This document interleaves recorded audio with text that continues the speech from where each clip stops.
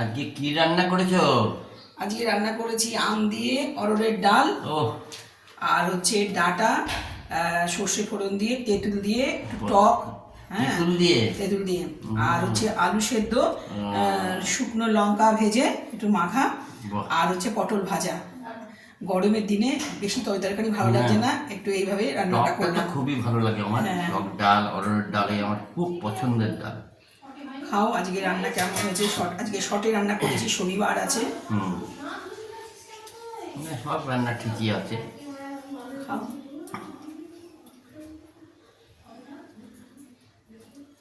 খুব টেস্টি রান্না।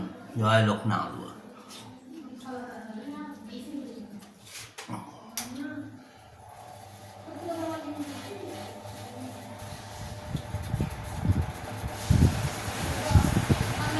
তাহলে তুমি খাও, আমি তাহলে আসছি।